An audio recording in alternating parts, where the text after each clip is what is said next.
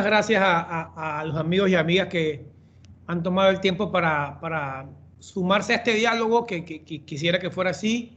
Quiero empezar agradeciendo a la invitación a Maruquel, que tuvo la gentileza de tomarme en cuenta. Felicitar a Carlos y al nuevo equipo que asume la responsabilidad para el próximo periodo del instituto. Siento que el contexto del COVID, y lo estamos viendo nosotros, digamos, en el terreno, el contexto del COVID le hace muchísimo más sentido y hace mucho más necesaria la labor del Instituto de Gobierno Corporativo. Yo les voy a plantear algunas experiencias del terreno que tenemos y se van a dar cuenta ustedes cómo la necesidad por transparencia, por procesos claros. Si antes era importante o estábamos claros de que era importante, a partir del COVID se va a convertir en algo prácticamente obligatorio. Eh, las normas y la manera de se actúan fundamentalmente por el escenario de hipertransparencia que están constituyendo las redes sociales y los medios de comunicación digitales, los programas de mensajería. Es decir, hay un cambio importante en la manera como se están conversando las marcas, y nosotros lo estamos viendo a nivel continental. Para los que no conocen nuestra empresa, nosotros... Déjenme quitarle esto aquí. Sí, se fue el audio un momentito. ¿Sí? ¿Ahora sí me están escuchando? Sí, ahora sí. Somos una empresa que tiene 20 años en Panamá. Es una empresa de manejo de la reputación. Y es una empresa que tiene actividades en el continente americano y en Europa, lo que nos ha permitido estar en contacto con muchas realidades diferentes a partir del escenario COVID. Nos pasó algo interesante como empresa, y fue que el año pasado, en febrero o marzo, hicimos un proceso interno bastante extenso, el año 18, 19, para redefinir la manera que estábamos trabajando y redefinir la manera que servíamos a los clientes. Y de ese ejercicio salió este concepto de anticípate, ¿no? Anticípate a los problemas, anticípate a la incertidumbre, anticípate a las soluciones. Y comenzamos a trabajar con la idea de anticípate. En ese proceso también migramos nuestra marca de Llorente y Cuenca a JIC. Y la verdad es que lo hicimos porque entendíamos que la incertidumbre y el escenario que llamamos VUCA, de vulnerabilidad y cambios, iba a ser el nuevo, o se iba a constituir en la nueva realidad. Y el COVID lo que nos hizo fue a certificar esa visión, pero aunque nadie, nosotros mismos nos preparábamos para una anticipación. Sin embargo, lo que vimos fue mucho más, digamos, masivo. Aquí se me está... Un momentito. ¿Me están escuchando bien?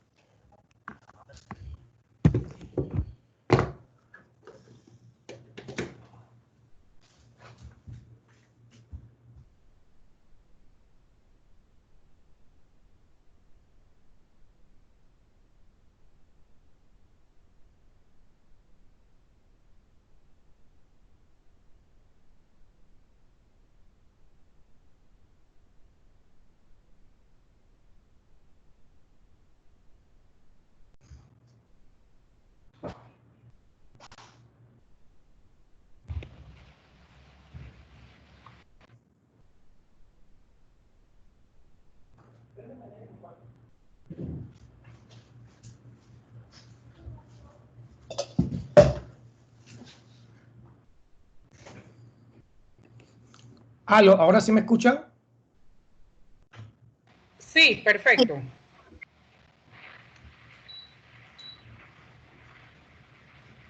No sé si me están escuchando. Sí, te escuchamos perfecto, Manuel. ¿Me escuchas?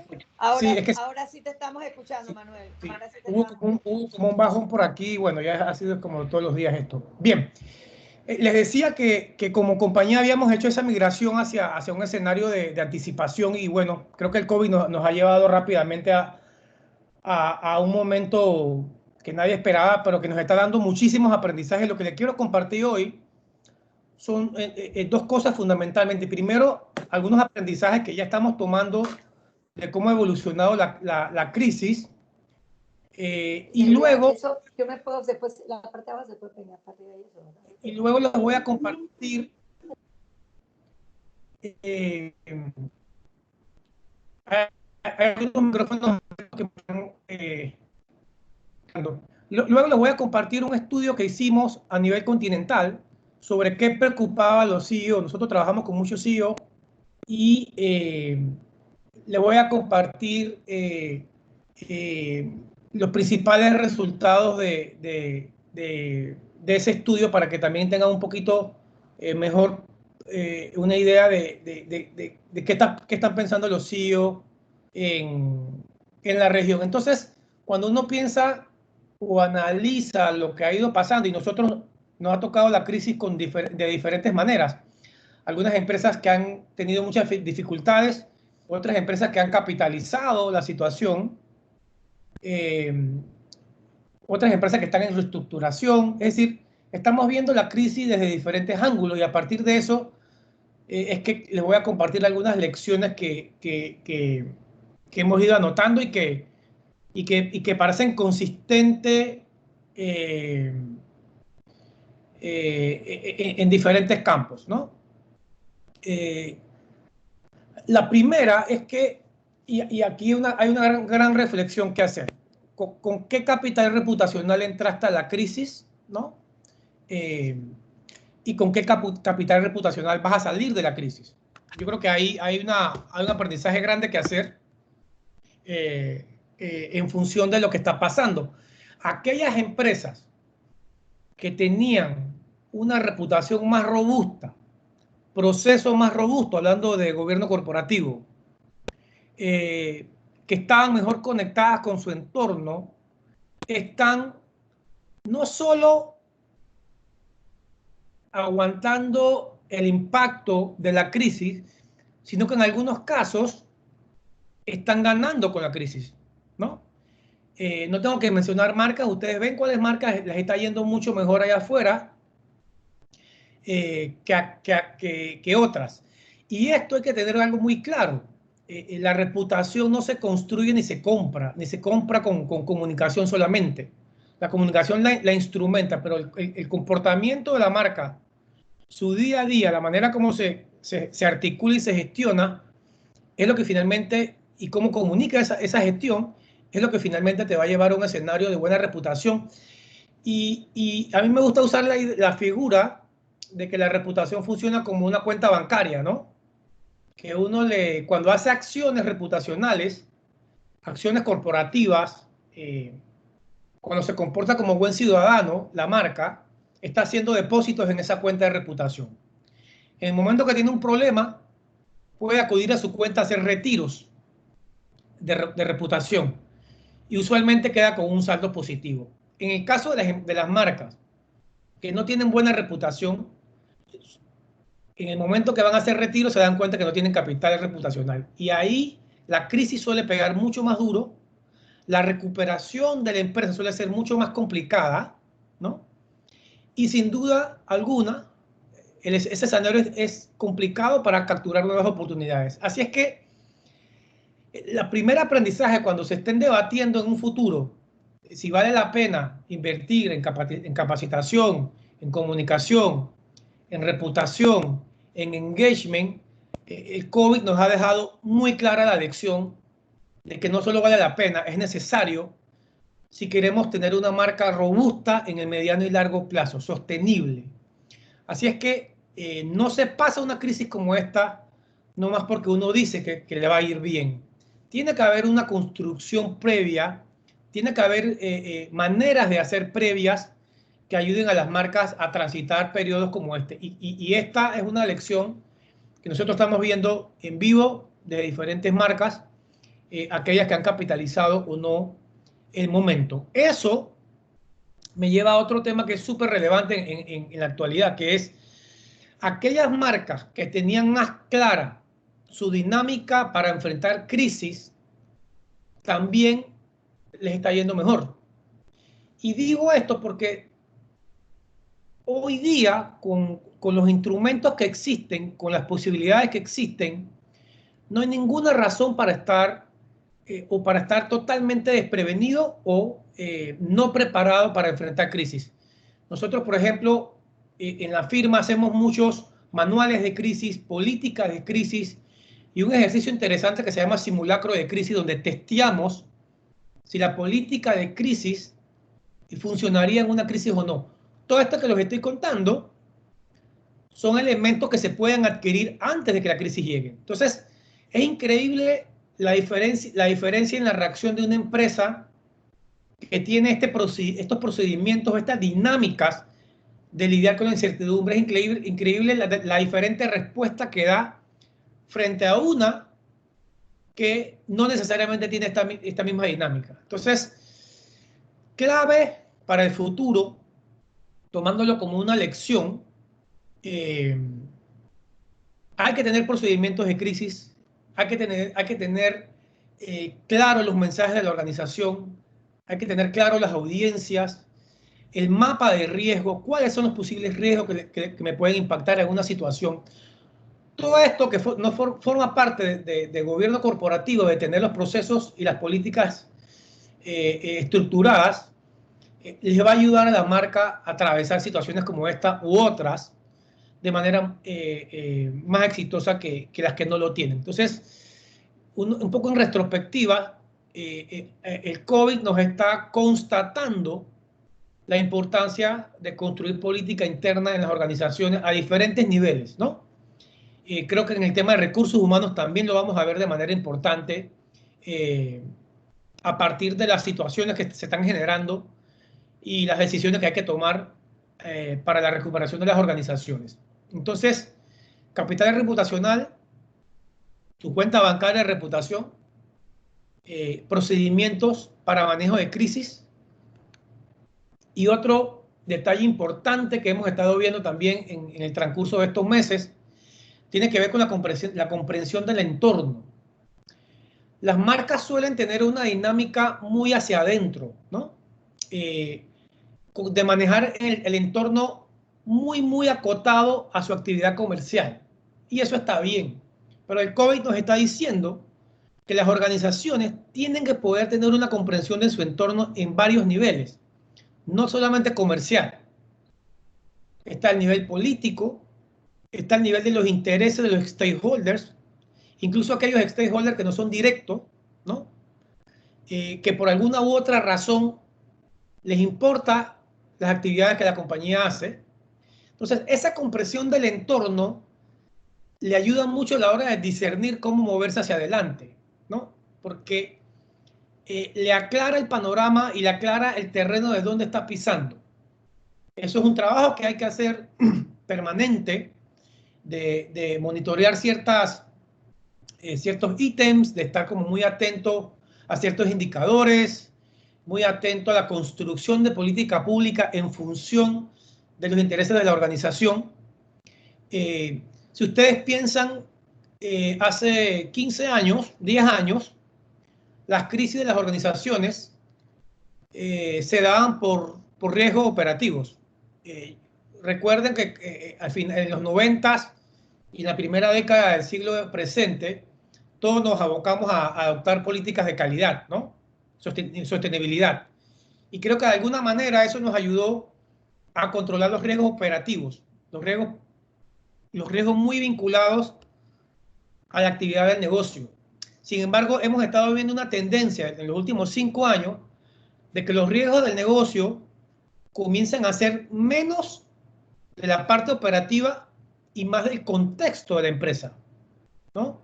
Es decir, a lo que antes temíamos, que la fábrica dejara de trabajar o que hubiese un accidente o un producto mal colocado o cualquiera de esos temas que se constituyen en riesgos operativos, la realidad del ambiente de opinión y de emoción que constituye la comunicación digital está creando unos nuevos riesgos para la organización, que tienen más que ver con el entorno, con las expectativas sociales de sus audiencias, con decisiones del gobierno. Es decir, esa comprensión del entorno le da a las compañías eso, ¿no? Ese entendimiento de lo que está pasando a su alrededor al que no naturalmente uno llega en función solamente de los imperativos comerciales o muy puntuales del negocio. Entonces, aquellas empresas que tienen mejor comprensión del negocio suelen tomar decisiones que les benefician mucho más en atención al conocimiento de cómo se están moviendo y dónde están pisando. Eso es súper importante y lo hemos visto nosotros en diferentes casos, en diferentes compañías, en estos meses que han pasado. Muy pegado a la comprensión del entorno, tiene que ver lo que nosotros llamamos en la organización las estrategias de relacionamiento, ¿no? Y un relacionamiento que también va mucho más allá de un relacionamiento con proveedores, con clientes, con los directivos, con los shareholders. Es decir, ya las organizaciones, entendiendo que el mundo de los negocios se está mezclando cada vez más con el mundo político, con el mundo del activismo, ¿no? Hay una disolución de las fronteras que antes estaban muy bien marcadas para negocios, ¿no? En la medida también que mandatarios populistas acceden al poder, esto genera un completamente nuevo escenario para las organizaciones y uno que las obliga a tener un relacionamiento muy potente, muy variado y a encontrar puntos en común con audiencias que necesariamente no eran las audiencias que estábamos acostumbrados a lidiar, ¿no?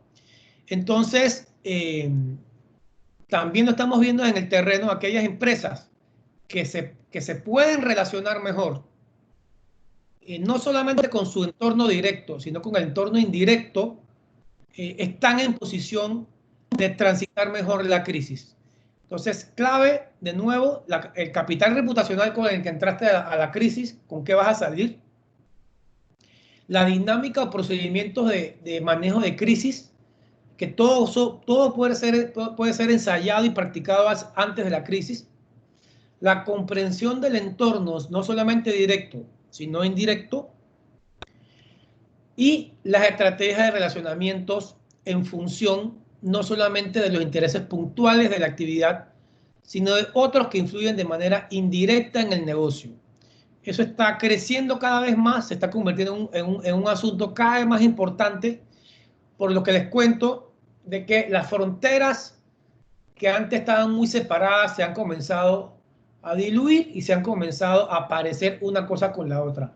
Ya cuando estamos con mandatarios que toman decisiones por Twitter, que toman decisiones a la carrera, eso plantea un nuevo escenario incluso de regulación, un nuevo escenario de castigo social, por llamarlo de alguna manera, hacia las organizaciones.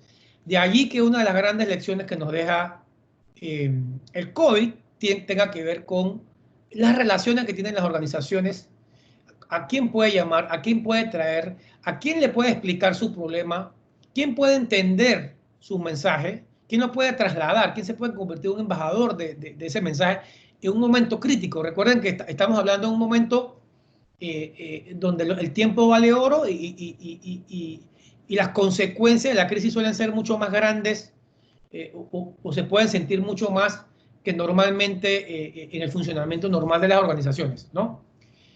Y por último, estas estos aprendizajes son solo 5 de otros muchos que hemos estado viendo nosotros y que ahora que termino seguramente vamos a conversar con ustedes. Hay algo que también está pasando y es que es si algo ha hecho el COVID es acelerar el entorno digital. O sea, ya todos sabíamos que íbamos hacia allá. Sin embargo, el COVID nos ha acelerado la adopción de la tecnología de manera obligatoria, ¿no? Yo creo que muy pocos pensábamos antes del COVID que podríamos comprar sostenidamente electrodomésticos o incluso el supermercado de manera virtual. Y hoy día ya eso es una realidad, pero fíjense, es una realidad que ya se quedó como la nueva realidad. Es decir, el new normal para las organizaciones es un cliente mucho más empoderado del punto de vista de lo que la organización tiene o puede hacer, ¿no?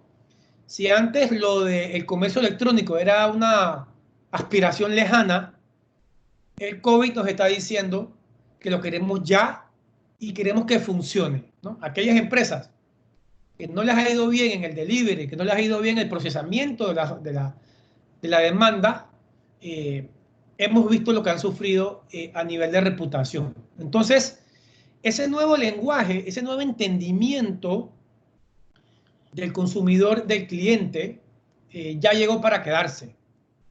Y muy conectado con eso es la manera como la organización interactúa con el cliente o con el consumidor. Es decir, todo este lenguaje muy corporativo que usábamos hace 10 años, 5 años, la propia dinámica de lo que está pasando en el entorno digital lo está erosionando.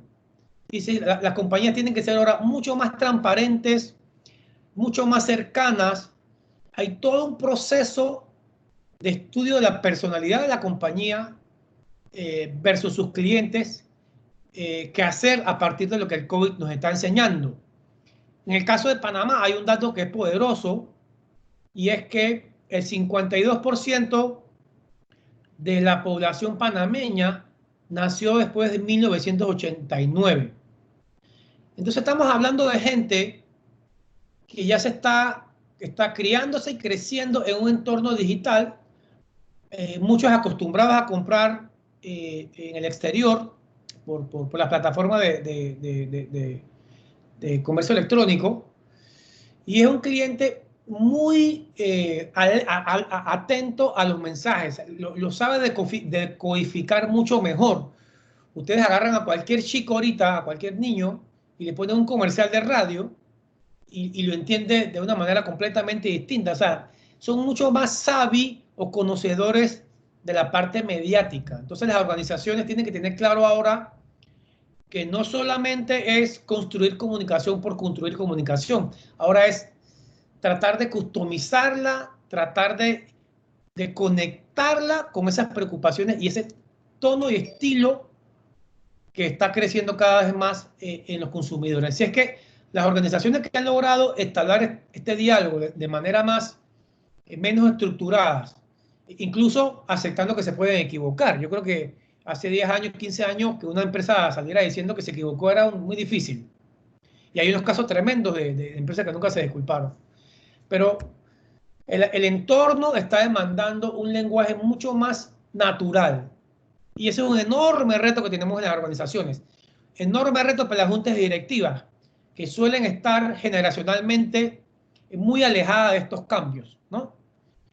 Si no se entiende esto, la marca comienza a desconectar de su base y cuando viene una crisis, el impacto de la crisis suele ser mucho mayor porque no tiene capital o colchón de reputación para maniobrar durante el periodo más fuerte. Entonces, 5 lecciones muy puntuales, habría otras que conversar, que lo podemos conversar más adelante.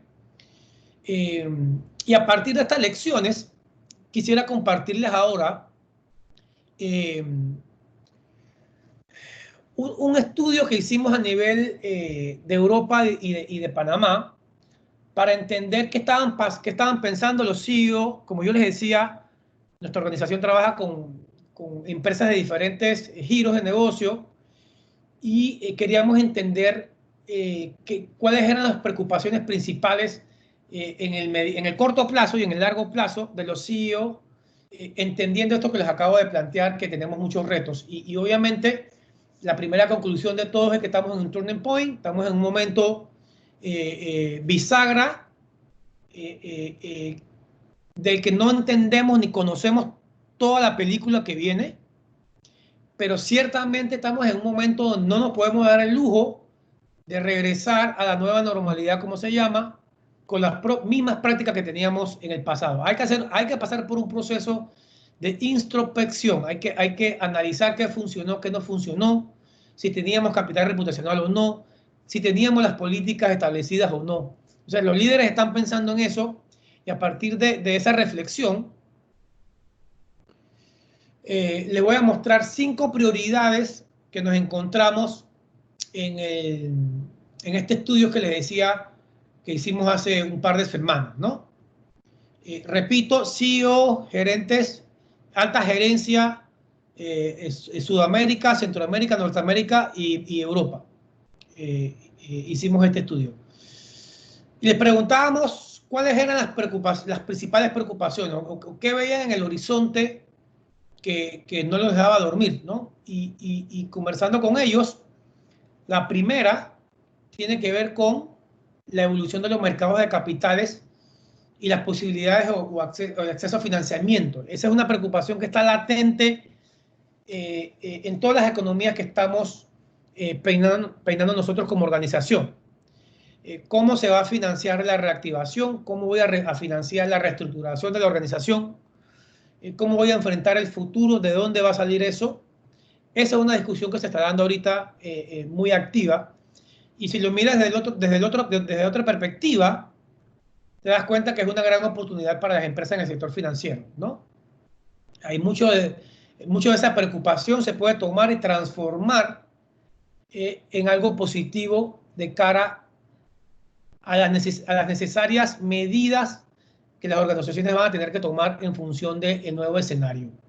Evolución de los mercados de capitales y acceso al financiamiento. Es algo que nos salió recurrentemente a lo largo y ancho de las zonas de estudios y es una preocupación que también está aquí presente en Panamá y que reitero, siento que hay una oportunidad interesante para las marcas que están en el sector financiero de ver cómo la capturan y cómo la convierten en una oportunidad. Seguidamente, fíjense esta que importante es de cara al Instituto de Gobierno Corporativo. Hay una creciente preocupación en relación con las consecuencias de reorganización, motivación y alineamiento de los equipos, ¿no? Yo creo que este tema del teletrabajo, por ejemplo, si bien hemos estado obligados a asumirlo, todavía queda muchísimo que trabajar en materia de alineamiento interno y motivación y organización. Hay mucho que trabajar, mucho que aprender todavía. Las organizaciones ya están pasando por procesos de reorganización importantes. Nosotros estamos trabajando con varias. Y aquí se hacen más importantes que nunca las políticas que la organización tenga o que esté dispuesta a adoptar en materia de transparencia, ¿no? En materia de transparencia, en materia de equidad, ¿no? En materia de sostenibilidad. ¿Cómo se comunica ese periodo de incertidumbre a los colaboradores? ¿Cómo se comunica ese periodo de incertidumbre desde la directiva, a los shareholders, a los proveedores, a los partners de negocio? Es decir, hay todos unos retos monumentales dentro de las propias organizaciones, independientemente de su tamaño, que los CEO están viendo hoy día y les preocupa y están muy atentos a cómo lo van a enfrentar. Nosotros en diferentes etapas de estos procesos estamos apoyando o trabajando con organizaciones para, en el tema, por ejemplo, de alineamiento de equipo, después de decisiones difíciles, cómo se motiva al colaborador para que vuelva con las mismas ganas o con las ganas que va a requerir la empresa para volver a conectarse con su giro de negocios. Es que evolución de los mercados de capitales, motivación, reorganización de las empresas, otra preocupación importante a nivel continental.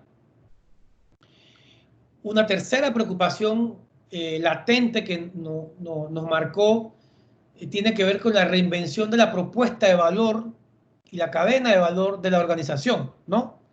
Queda claro que muchas actividades que pensábamos antes muy importantes han terminado relegadas, ¿no? Y algunas que teníamos como en segundo plano han terminado siendo muy importantes. Entonces, en función de eso, de esa nueva expectativa de las audiencias, del cliente, del consumidor, los CEOs están pensando, preocupados o están meditando mucho en función de cómo se reinventa la organización, cómo hace que su propuesta de valor conecte con una nueva realidad que está dejando la pandemia. Hay mucha tela que cortar, un proceso enorme que hacer internamente con la participación de la mayor cantidad de mentes, obviamente, y en estos procesos, entre más colaborativo, mejor. Pero ciertamente va a ser un reto que las empresas ya están enfrentando muchas y otras eventualmente. El solo tema de la posibilidad de centralizar ciertas operaciones en función del teletrabajo genera ahí un escenario de discusión profundo en cualquier organización. Entonces, tercer punto que preocupa a los CEOs, reinvención de la propuesta de la cadena de valor. Cuarto punto, más importante que encontramos en el estudio, tiene que ver con, un poquito conectado con lo que les contaba al inicio. Tiene que ver con el entorno de decisiones políticas y regulatorias por parte de las autoridades. Y fíjense que esto tiene un enorme impacto en las marcas, porque antes de que el ambiente de discusión política y pública se trasladara a lo digital, la toma de decisiones de los gobiernos, incluso la toma de decisiones hacia la regulación, se manejaba a través de ciertos procesos, ¿verdad? Que garantizaban a las marcas tiempos y dinámicas para prepararse, ajustarse e incluso adversar las decisiones. El escenario de hoy, donde un boicot digital puede llevar a un presidente o a un ministro o a un regulador a tomar decisiones en un corto tiempo por la pura presión de opinión, es un escenario muy peligroso para las organizaciones, ¿no? Aquí los líderes nos contaban su preocupación de que esta presión constante y que se conecta con, digamos, con este populismo o esta manera de gobernar, cambie las reglas del juego de hacer negocio de manera tan agresiva y tan imprevista que cause perjuicios no solo para las marcas, sino para toda la sociedad. Entonces, donde hablábamos de la importancia de entender el entorno, no solo del negocio, sino regulatorio, entender el entorno de las fuerzas que sobrevuelan la actividad del negocio. Claramente los CEOs están preocupados por las decisiones políticas, están preocupados por las decisiones regulatorias. En Panamá tenemos un montón de ejemplos. Hay una serie de acciones que se han tomado hacia diferentes tipos de industria o de servicios en atención a esa presión que se ha venido dando. Algunas de ellas completamente justificadas, diría yo. Otras me parecen producto de cierta presión. Pero al final existen y eso no va a cambiar. Cuando el ciudadano entiende que hay una manera de hacer las cosas que se puede hacer expedita, le garantizo que no hay retorno ahí, ¿no? Le garantizo que se va a dar dando así y las marcas tienen que prepararse para ese nuevo escenario, tener la agilidad suficiente para enfrentar esa incertidumbre o partir por delante y tratar de anticiparla. Y una última preocupación en este estudio, es algo que creo que nos preocupa a todos, tiene que ver con la reactivación de la actividad comercial o de servicios o negocio, que es una preocupación que está impactando a todo el mundo y que no está siendo tan fácil como pensábamos, ¿no? Aquellas ciudades que están reactivando, en muchos casos, por ejemplo, estaba viendo la noticia de Madrid hoy, están aplicando cuarentenas en diferentes comunas o en diferentes autoridades de España, porque ha habido un rebrote del virus. Así es que la reactivación está menos fácil de lo que pensábamos, ¿no? Aquí obviamente el gobierno le toca un rol, por lo menos de tener mucha claridad, de contarle a las marcas y a los ciudadanos cómo se va a ir moviendo de un momento a otro. Ustedes, al igual que yo, han visto la situación de Panamá que ha venido recrudeciendo y pareciera que todavía estamos distantes de esa reactivación. Dicho eso, hay marcas planteando sus argumentos allá afuera, invitando al gobierno a que se les reconsidere en la apertura, y es parte, digamos, del juego democrático de negocios que muchas marcas están haciendo, tratando de tener algún nivel de influencia en la toma de esas decisiones políticas que les van a impactar el negocio en el inmediato plazo. Entonces, estas 5 me pareció importante compartirles, estas 5 preocupaciones, que sé que hay algunas que ustedes comparten. Y finalmente, para cerrar y abrir a sus preguntas, nosotros trabajamos sobre la base de estos 8 desafíos que hablamos, que es lo que estamos viendo ahorita, que se repite mucho más en las organizaciones.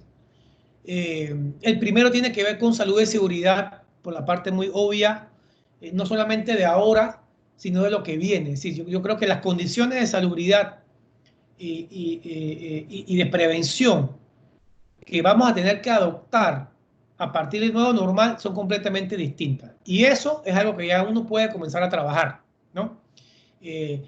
Como toda medida que lleva hábito de colaborador, del cliente, del consumidor, hay mucho trabajo que hacer detrás de este nuevo escenario de salud y seguridad. Entonces, yo creo que ya en cualquier empresa que uno esté, en cualquier giro de negocio que uno esté, ya puede entender que vamos a tener que meternos en este tema, y que entre antes entremos mejor, ¿no?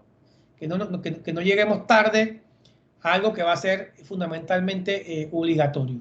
Eso me lleva a bienestar del colaborador como prioridad. Yo creo que también ha quedado muy claro que el bienestar del colaborador, si antes era algo que teníamos como importante, ahora va a ser crítico, ¿no?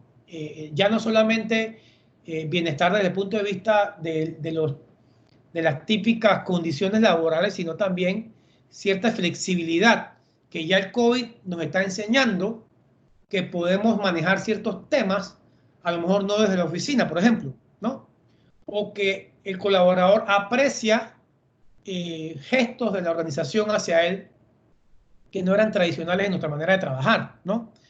Yo creo que este es un tema que incluso se hace más importante todavía cuando pensamos en la nueva generación. La nueva generación está exigiendo de las organizaciones incluso mucho más que la generación anterior, desde el punto de vista de wellness, desde el punto de vista de tiempo, de manejo del estrés. Y si conectamos a eso, a la ventana demográfica de Panamá, que tiene cada vez más jóvenes, este va a ser un tema importante para las organizaciones, para las empresas, y ya hay que comenzar a prepararse y moverse hacia adelante, ¿no? Nuevo modelo de relacionamiento, lo que les explicaba hace un rato, la importancia de tener claro el entorno, la importancia de acercarse, dejarse tocar, conversar, ver intereses comunes y tener eso, digamos, preparado siempre en función de alguna otra crisis que aparezca en el horizonte. Alineamiento y narrativo con el stakeholder también es fundamental. Hay que poder compartir el valor de la organización con el stakeholder. Cuando uno hace eso, se forma una simbiosis muy poderosa, ¿no? La organización se genera un anillo de protección muy potente, ¿no? Eso me lleva a la adaptación del propósito. Creo que es uno de los elementos más novedosos y que el COVID nos está reiterando día a día. ¿Cuál es el propósito de esta organización? ¿No? ¿Cuál es el propósito más grande? ¿O qué significa lo que hace la organización? Son procesos que no solo sirven hacia afuera, sino hacia adentro, porque también esa nueva generación le gusta trabajar en marcas y en lugares donde hay un propósito superior al simple hecho de ser líder del mercado, por ejemplo. Entonces, propósito es importante. Estamos trabajando nosotros como empresa mucho también el tema del propósito. Ya le hablé de reestructuraciones, creo que se cae su peso, vienen periodos difíciles. Cómo se atraviesa ese periodo va a depender de la preparación que la organización tenga. Hablábamos de influencia corporativa, le hablaba del entorno, le hablaba del relacionamiento, le hablaba del manejo de crisis. Esa influencia corporativa hay que ser consciente de ella.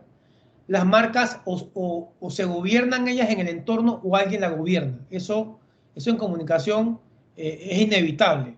O uno gestiona su marca o alguien se la gestiona. El competidor, el diputado, la crisis, el boicot de los consumidores. Alguien le va a gestionar la marca si uno no está constantemente allá afuera. Lo que nos lleva entonces al activismo de marca, que es asumir temas y abanderarlos y llevarlos adelante. Obviamente, no como algo cosmético, sino como temas que conduzcan directamente al ADN de la organización. Entonces, esto nos lleva a preguntarnos cuál es el ADN de la empresa, cuál es el propósito, volvemos, cuál es el propósito y dónde está el horizonte de activismo de esta empresa, hacia dónde me muevo, qué tengo que hacer, cuántos recursos poner. Esto para nosotros es lo que llamamos la nueva normalidad. Y cierro con el papel del CEO. Ustedes están claros que hace 10 años nadie sabía quiénes eran los CEO de las empresas. Hoy día el CEO es tan conocido como una personalidad.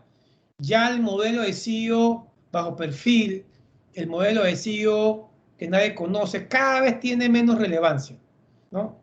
Caminamos hacia un escenario de mucha visibilidad, caminamos hacia un escenario de gestionamiento, de gestión completa de parte del CEO, que nos va a obligar como organización a ser mucho más abierta y transparente.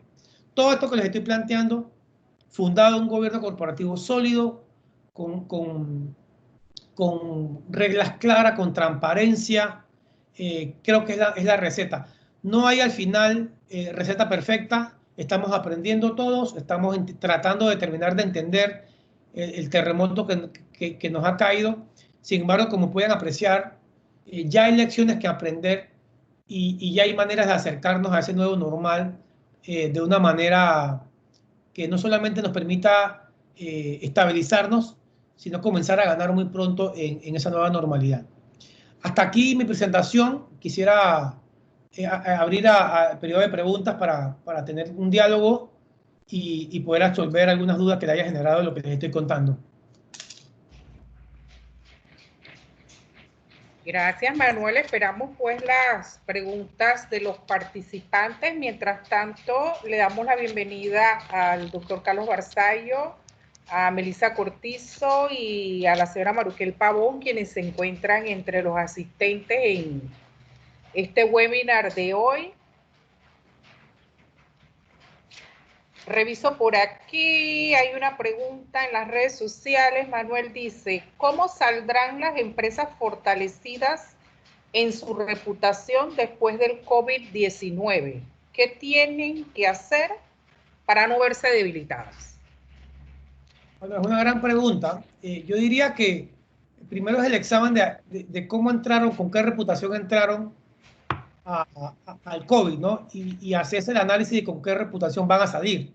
Yo creo que aquellas que tenían elementos de gobierno corporativo, tenían dinámica de trabajo, eran sensibles a su entorno, van a salir mucho mejor que las que no tenían tan presente estos elementos. Así es que yo creo que la gran lección de todo este periodo, algunas de las grandes lecciones tienen que ver con comprender que el entorno o se gestiona o nos gestiona.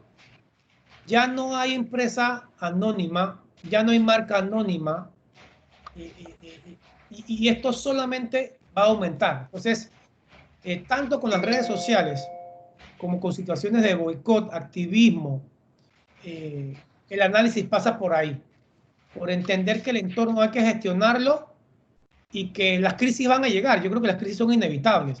La pregunta es cómo atravesar la crisis y cómo salimos de ella. Listo, sí, aquí hay una pregunta de Alejandra Mastrangelo desde Argentina. Pero Alejandra, parece que no la terminaste. Comienza así: con tanta exposición pública de los CEO, ¿cuáles son las mejores prácticas para manejar la marca personal del CEO? Gracias, Alejandra. Yo creo que lo primero sería determinar muy claramente cuál es el perfil de comunicación del CEO, porque tampoco se trata de generar un falso. Porque si el CEO le es más cómodo las reuniones uno a uno o las experiencias, a lo mejor ese es su vía para trabajar. Hay algunas cosas puntuales que hay que hacer y es hacerle una evaluación a la presencia digital del CEO, ver cómo son sus canales, cómo es su tono.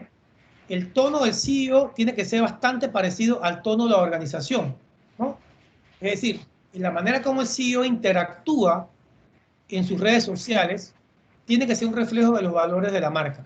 Así es que hay una combinación de cosas que hacer allí. Esto es delicado y todavía nos cuesta mucho, pero si uno ve los ejemplos de CEO que están engaging o están tratando de acercarse más, ya hay muchos ejemplos que uno puede ir siguiendo. Pero lo primero es hacer un assessment del apetito o la frontera de comunicación del CEO, darle una buena revisada a sus canales digitales, articular la estrategia y sobre todo planificar su comunicación. No tiene por qué ser improvisada, no tiene por qué ser de allá para allá. Es decir, hay una serie de cosas que uno puede hacer con anticipación para que la interacción del CEO sea fresca, sea relevante y sea buena para la marca. Aquí hay otra pregunta, Miguel. Manuel, ¿cómo se protegen las organizaciones frente a un claro abuso de gestión de marca por parte de los actores políticos? Enrique Riva pregunta. Buena pregunta, Enrique, y es un tema para que a nosotros nos buscan bastante, que es cuando se generan crisis en función de actores políticos que usualmente las marcas no están acostumbrados o acostumbradas a lidiar. De nuevo, yo creo que el impacto de ese abuso o ese ataque va a carburar o va a generar tracción en función del estado de salud de la marca, ¿no?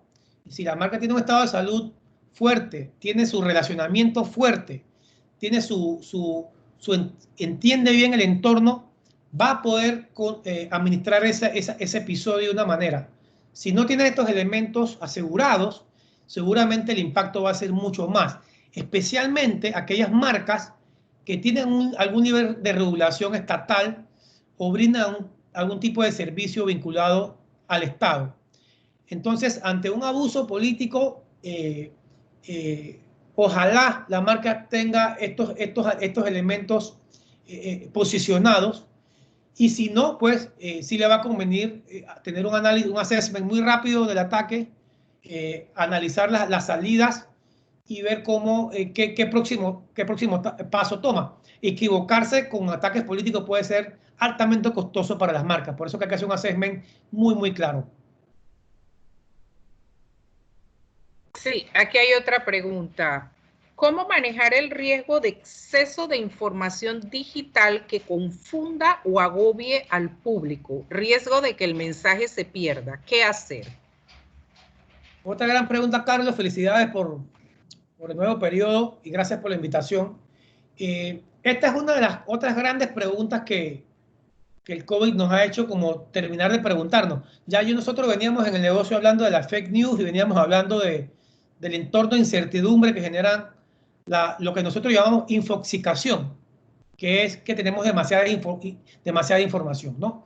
En el contexto privado, y me atrevería a decir que en el del público, la consistencia de mensajes claros, canales claramente definidos, son las medidas que de alguna manera contrarrestan esta infoxicación o resquebrajamiento, digamos, en la información que estamos viviendo hoy día. Yo creo que entre más veloces sea, entre más claro, entre tu público tenga claro tus mensajes, va a ser mucho menos permeable de cara a la desinformación. Eso, digamos, para manejarlo en corto plazo. En el largo plazo, como profesionales de negocio, yo creo que la educación, los sistemas educativos van a tener que ponerse a pensar en que el tema de comprensión mediática va a tener que ser un asunto que incluir en el currículum, simplemente porque ya esto se nos convirtió en el día a día. Es decir, si uno ve quién es más vulnerable a la noticia falsa y a la desinformación, suele ser gente que está mucho menos consciente de cómo se construyen mensajes, de cómo funcionan los medios, de qué es verdad, qué es mentira, de qué es una noticia, qué es una noticia. Así que yo creo que eventualmente en el largo plazo los estados van a tener que dedicar recursos a darle al ciudadano un instrumento para que pueda tener una mejor convivencia democrática y social a partir de toda esta información. Y esto lo digo porque siendo un profesional de la comunicación, para mí es muy fácil navegar este entorno porque yo me eduqué para distinguir una noticia falsa. Pero no todo el mundo tiene que ser así porque tampoco todo el mundo está ni en comunicaciones ni atentos a estos detalles. Así es que yo creo que en el largo plazo pasa por ahí. En el corto plazo, una consistencia de mensaje, moverse muy rápido hacia los bulos o las noticias falsas. Entre más tiempo la dejas correr, más crece. Pero para eso, de nuevo, hay que tener ciertas políticas muy bien establecidas para poder moverse en esa dirección. Si llega otra pregunta por otro canal, creo que ya va a ser la última. Dice así, ¿cómo mantener la fidelidad a los clientes en estos tiempos tan complicados? Hay muchos ejemplos buenos de empresas que han sido muy solidarias con los colaboradores, con los clientes. Este es el momento de dar un poquito más, de ir, digamos, a un escenario que normalmente no iríamos. Hay una combinación de cosas que se podrían hacer. Habría que ver el giro puntual del negocio, pero estamos viendo ya empresas que están dando la milla extra hacia sus clientes, que le están facilitando el acceso a los productos, que le están facilitando temas de financiamiento, que son más conscientes en plazos, que si tenía que ejecutar una situación puntual, están dando un plazo adicional. Es decir, las empresas que se conectan mejor con la situación profesional o personal de su cliente son las que van a salir con una base mucho más fortalecida, ¿no? Y esto pasa también por hacer un ejercicio desde la Junta Directiva de entender que no son las mismas condiciones que teníamos hace 8 meses, hace 5 meses. Son condiciones nuevas, por lo tanto, demandan un nuevo tipo de relación hacia los consumidores. Si eso se logra, y no hay que llegar ahí de un día para otro, eso es una construcción que se va haciendo, yo creo que las empresas, y creo que hay muchas empresas que van a salir con una base de clientes muy fieles a partir de la nueva realidad.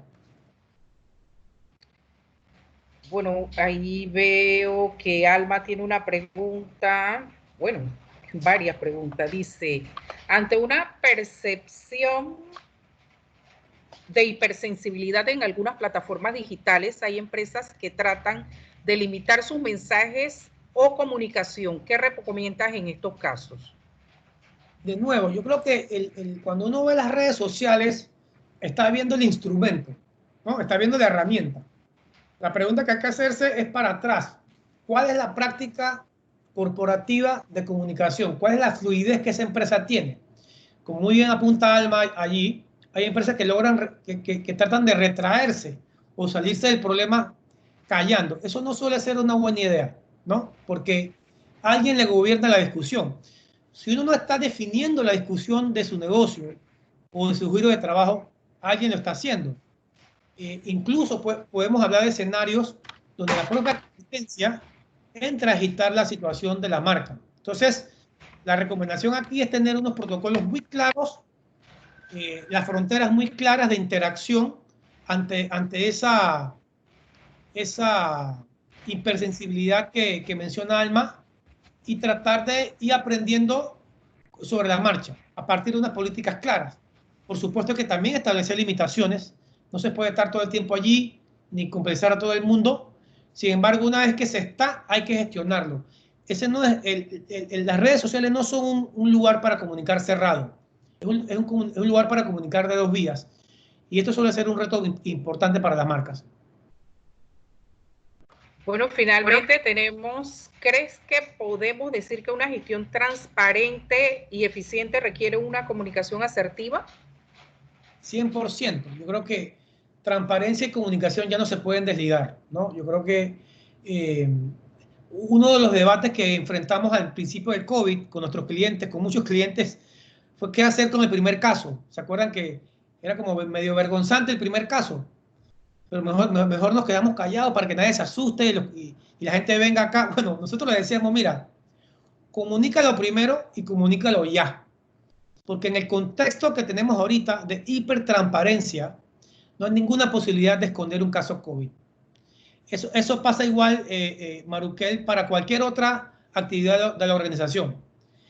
Gestión transparente, no hay transparencia sin comunicación, ¿no? Yo creo que es muy difícil llegar a un escenario de transparencia sin una comunicación sensible, asertiva, que se ponga en los pies del otro, que entienda al cliente, que entienda al colaborador. Hay mucha gestión que hacer interna de las organizaciones y si antes lo reconocíamos, después del COVID, con la nueva normalidad, prácticamente vamos a tener un escenario de obligación de meter recursos y meter tiempo y energía a estos temas que antes nos parecían importantes, pero a lo mejor no tanto como el COVID nos está diciendo. Muchas gracias. Con esto cerramos. Te damos las gracias, Manuel, a nombre del Instituto de Gobierno Corporativo, de su junta directiva y de toda la membresía por este webinar tan interesante que nos has brindado el día de hoy. Agradecemos también a SNIP Noticias por su transmisión a través de sus páginas de YouTube, Twitter y Facebook. Nuestras próximas actividades, porque recuerden que todos los miércoles tenemos, aquí estaba viendo a ver si se los podía compartir, parece que no.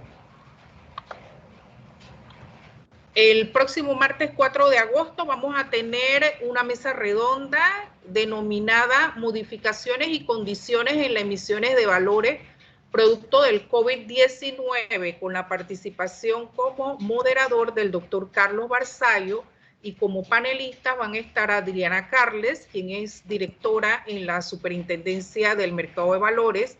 Va a estar también Gabriel Díez, quien es presidente de Retail Centenario S.A., Melissa Cortizo, de Virtud Atelier Legal, y que también es directora de IGCP. El jueves 6 de agosto tenemos dos actividades la próxima semana, el webinar el martes y el taller de la Junta Directiva y la nueva normalidad frente a un nuevo status quo, quien los expositores son Maruquel Pavón, Lilia Liu, ambas expresidentas del instituto, y Romel Torres, con un valor de 75 balboas por participante, de 3 a 5 de la tarde va a ser. Así que muchas gracias a todos nuevamente. Gracias, Manuel, y nos vemos próximamente. Saludos a todos, que tengan una muy buena tarde. Gracias.